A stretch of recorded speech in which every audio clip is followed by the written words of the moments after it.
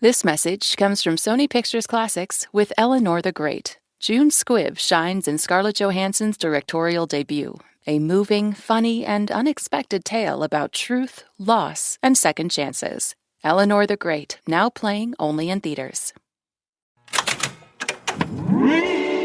Hello, hello. I'm Brittany Luce, and you're listening to It's Been a Minute from NPR, a show about what's going on in culture and why it doesn't happen by accident.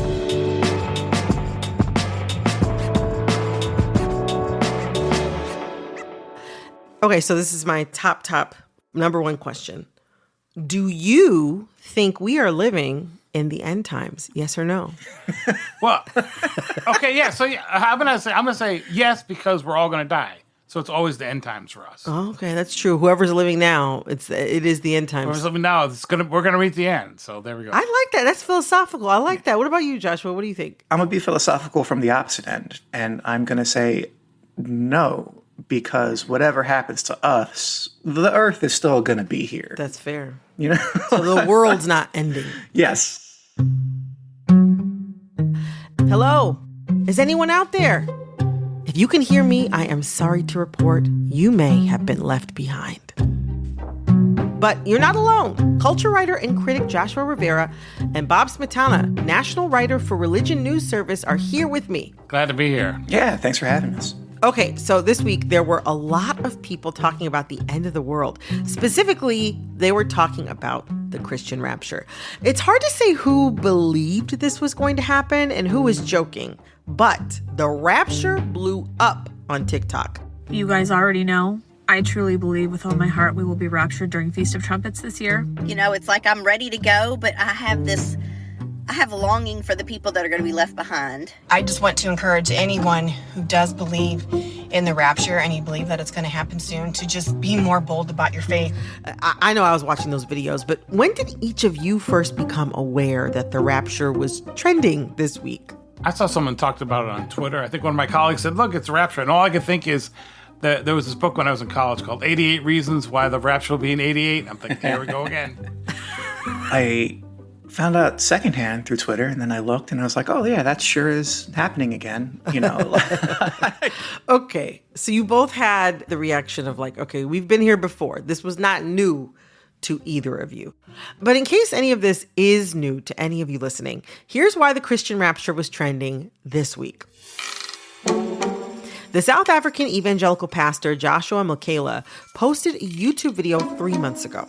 In it, he claimed that Jesus told him in a dream that the rapture would begin early this week. He says to me, on the 23rd and the 24th of September, I will come to take my church. This prediction kind of blew up over last weekend, and people really went with it. And to my knowledge,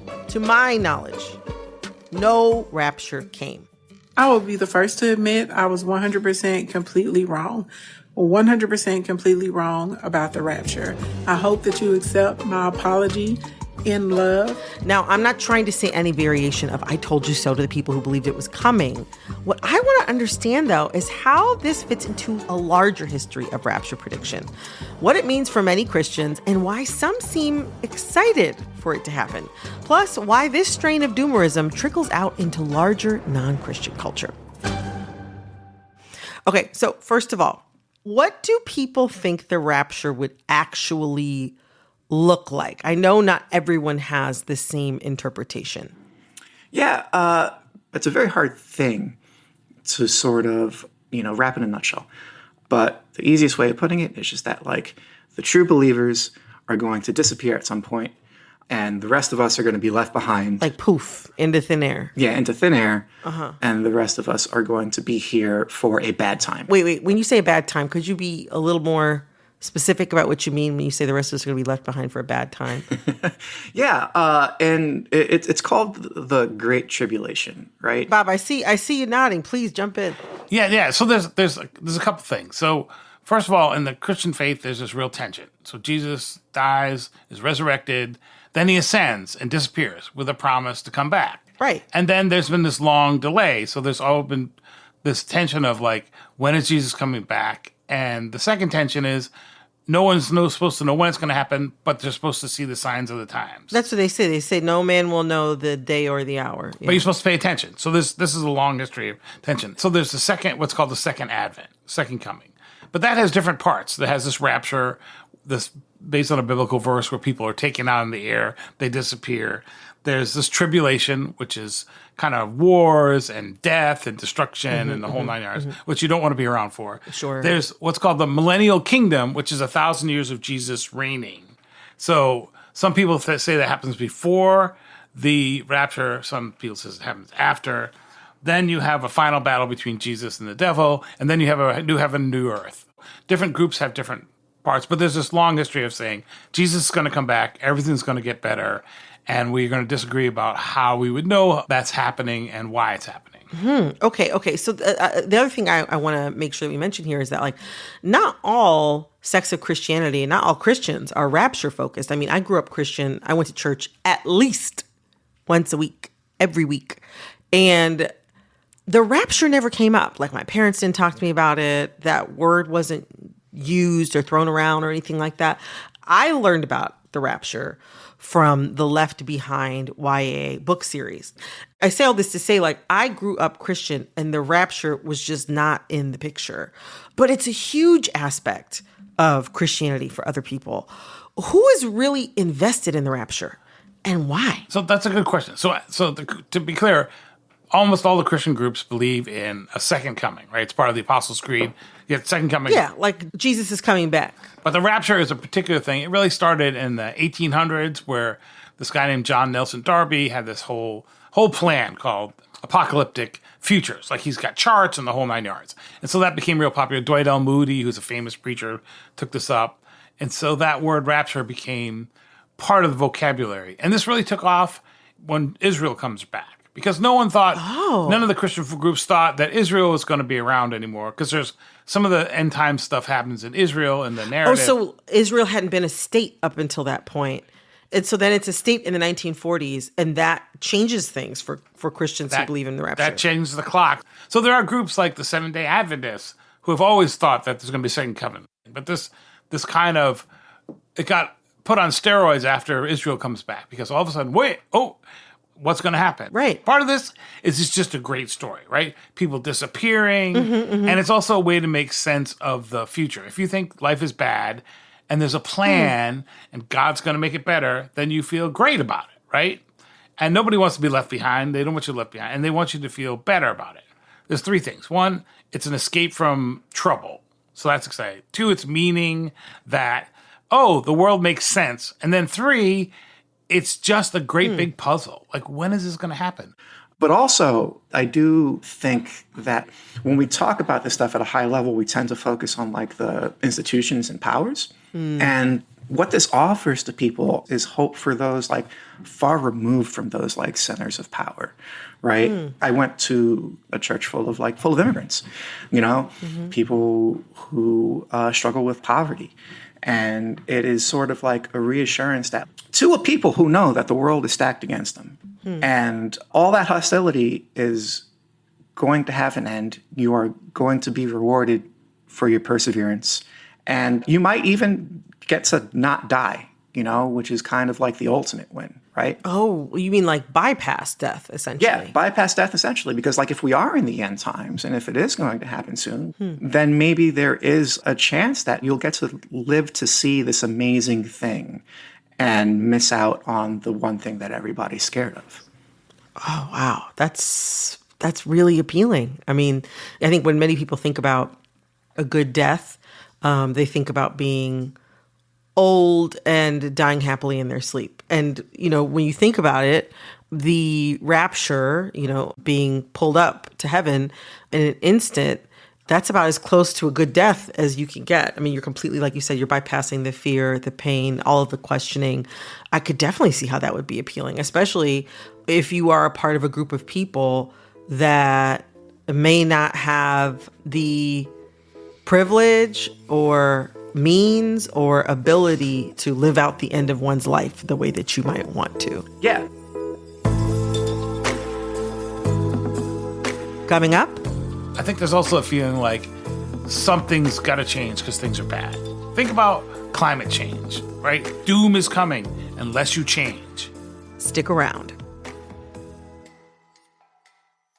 This message comes from Focus Features. Don't miss Focus Features Anemone, starring 3-time Academy Award winner Daniel Day-Lewis in his long-awaited return to the big screen. It's the most anticipated performance of the year. Anemone tells the story of 2 brothers wrestling with their past and the one secret that has kept them apart for decades. Featuring Daniel Day-Lewis, Sean Bean, and Samantha Morton. Anemone, directed by Ronan Day-Lewis. Rated R, under 17, not admitted without parent. Only in theaters October 3rd.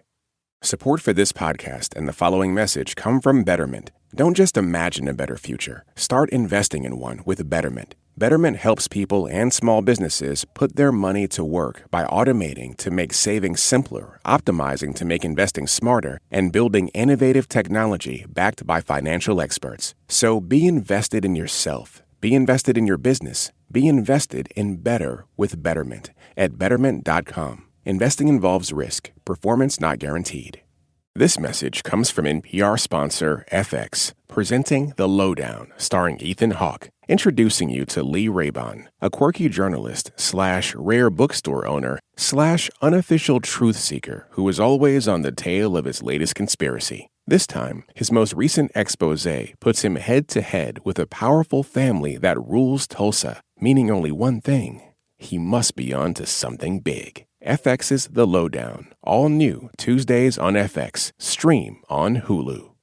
Warning, the following ZipRecruiter radio spot you are about to hear is going to be filled with F-words. When you're hiring, we at ZipRecruiter know you can feel frustrated, forlorn even, like your efforts are futile, and you can spend a fortune trying to find fabulous people, only to get flooded with candidates who are just fine. Fortunately, ZipRecruiter figured out how to fix all that. And right now, you can try ZipRecruiter for free at ZipRecruiter.com/zip. With ZipRecruiter, you can forget your frustrations because we find the right people for your roles fast, which is our absolute favorite F word. In fact, 4 out of 5 employers who post on ZipRecruiter get a quality candidate within the first day. Fantastic. So, whether you need to hire 4, 40, or 400 people, get ready to meet first-rate talent. Just go to ZipRecruiter.com/zip to try ZipRecruiter for free. Don't forget, that's ZipRecruiter.com/zip. Finally, that's ZipRecruiter.com/zip. I want to talk about Americans more broadly. As of 2022, about 4 in 10 Americans believe we are living in the end times, according to Pew Research. I've heard a lot of secular people also echo that sentiment. Is this most recent rapture doomerism a product of all of the tumult in our culture and politics? That's a good question. I think some of it is. I mean, think of the books that our kids read, my kids read. The Hunger Games, dystopia, zombie apocalypse. I mean, we love apocalypses. I think part of it is, it gives you a chance to kind of wipe things clean. And what will I do during this time? It's clarifying. It's clarifying. We love the dystopian future. It's just a part of our culture that we love. So it's part of in the air. But you've also had these great pop hits. So in 1970s, the best-selling book was The Late Great Planet Earth. Sold tens of millions of copies. You also had it with these Left Behind books. Huge. Then you had the series called The Leftovers. Oh, on HBO, right. Mm-hmm. We're trying to make sense of the world. I think there's also a feeling like something's got to change because things are bad. And the way that we motivate people is through apocalyptic thinking. Think about climate change. Not the facts about climate change, but how you tell that story. It can be apocalyptic, right? Doom is coming unless you change. Sure. I generally think that evangelical Christianity mirrors like secular American culture more than we would like to admit. Very bootstraps, very, frankly, anti-authority, very, distrusting of institutions, right? And these are all sort of like attributes that are sort of endemic to people in this country, What's interesting about this particular instance is that I think this is the first time it's spread over TikTok, right? Which, that's a mature media environment. What do you mean when you say mature media environment? it has established paradigms and standards of communication, right? It has a community of people who are sincere, but also perform for it. People who know how the algorithm works, people who know how to be seen and how to go viral, and people who don't necessarily do that earnestly, right? In addition to people who do, right? Earnestness travels, and so does cynicism, equally well. And sometimes the cynical stuff does better than the sincere, earnest stuff. So you have like this really interesting thing happening with this particular wave where you're not quite sure if people are performing rapture hope or anxiety. Or if it's genuine. Or if it's genuine. And it's sort of like, I think, to my eye, it injects a layer of cynicism, right? Where it makes it harder to see what these people may be responding to, their actual anxieties. I don't know. It's also happening concurrently with this sort of like rightward, like tradwife cultural, like return to like this idea of a more conservative Christianity, a more fundamentalist Christianity, right? And also like the combination of TikTok and then a general sense of precarity and anxiety that many people feel nowadays. You have the perfect storm of end times being in the air at the same time as, a rapture prediction from a South African pastor going viral. I do think it's actually interesting it didn't start in the States, because I think I'm going to religion nerd out for a second here. Okay, go for it. So most of the people say in evangelicalism now, if you ask them if you're what's called a premillennialist, right, that you think the rapture's happened before the millennial kingdom and that everything has to get worse, they would say yes. But they function like they're post-millennialists, which means they want to make the world all better so then Jesus can come. Okay, wait, just to make sure that I understand. So premillennialists think that the world has to get awful for Jesus to come back. Yeah. But post-millennialists, they're like, okay, we've got to make the world better. Yes. So then Jesus will come back. So in the 1900s, there was this whole progressive push where people were trying to make the world better. All these mainline denominations, they built schools and they pressed for better work laws. And the idea that we're going to progress, then we'll create the millennial kingdom for Jesus to come back. But it's this idea, if Christians are in charge, we'll make the world better, and then we'll create the door for Jesus to come back. There's not an escapism right now in a lot of American evangelicalism as much as there is a rising, we're going to take control and take him back. Some of that kind of reminds me a little bit of like the Make America Great Again movement. Yeah. Like there's a little bit of MAGA element to that. Mm-hmm. Let's make the world great again. And that is, it's kind of an unseen or underreported part of what's happened in the way evangelicalism has changed in the last decade or so. We have two trends. We have the kind of decline of religion in America, which we've seen, right? Fewer people are religious, fewer people go to church. And then now there's this movement of, nope, the white Christian America is not over. And evangelical America is not over. And it's going to have if not a revival, the end of the retreat. And part of this is a belief that if God is in control, if God's people are in control, then human beings will flourish. And so that kind of fuels people to action. I wonder, it's interesting. There are these ways in which like parts of Christian doctrine are kind of coloring the way that many people, even non-Christians, are perceiving world events right now, whether it's the doomerism around climate change to preppers all over the political spectrum preparing for nuclear wars or natural disasters to evangelicals bracing for the rapture.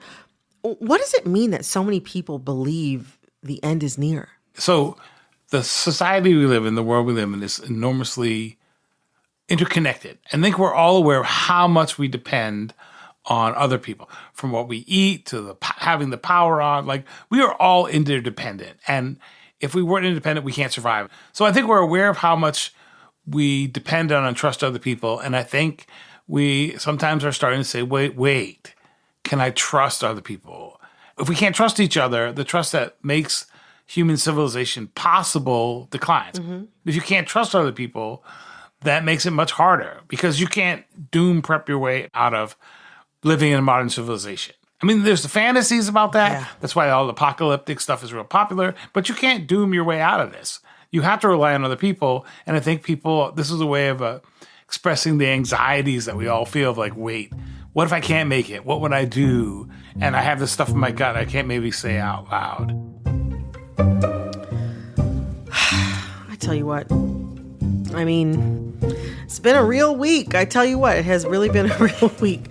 And I imagine that after listening to this conversation, I think that there's going to be a lot of people who have found some clarity and some comfort in your words. So Joshua, Bob, thank you both so much. This was great. So great to be here. Yeah, this is great. Nice meeting you, Bob, too, by the way. Nice meeting you, Josh. It was wonderful. That was culture writer and critic Joshua Rivera and national writer for Religion News Service, Bob Smetana. And y'all, I want to share some exciting news with you. Apple Podcasts has named me a creator we love. It's a distinction awarded by Apple to leaders and trailblazers in podcasting. And it came with a super cute photo shoot, if I do say so myself. You can check it out on Apple Podcasts or on my Instagram. Okay, I hate bragging, so enough about me. This episode of It's Been a Minute was produced by Barton Girdwood, Liam McBain. This episode was edited by Nina Pathak. Our executive producer is Verilyn Williams. Our VP of programming is Yolanda Sanguini. All right, that's all for this episode of It's Been a Minute from NPR. I'm Brittany Luce. Talk soon. This message comes from Schwab. Everyone has moments when they could have done better, like cutting their own hair or forgetting sunscreen, so now you look like a tomato. Same goes for where you invest. Level up and invest smarter with Schwab. Get market insights, education, and human help when you need it. Learn more at schwab.com. This message comes from Homes.com. Homes.com knows having the right agent can make or break your home search. That's why they provide home shoppers with an agent directory that gives you a detailed look at each agent's experience, like the number of closed sales in a specific neighborhood, average price range, and more. It lets you easily connect with all the agents in the area you're searching, so you can find the right agent with the right experience and ultimately the right home for you. Homes.com. We've done your homework. Support for NPR and the following message come from Boll & Branch. Turn your bed into a sanctuary this fall with their buttery, breathable bedding. Enjoy 15% off your first set of sheets at BOLL and branch.com with code NPR. Exclusions apply.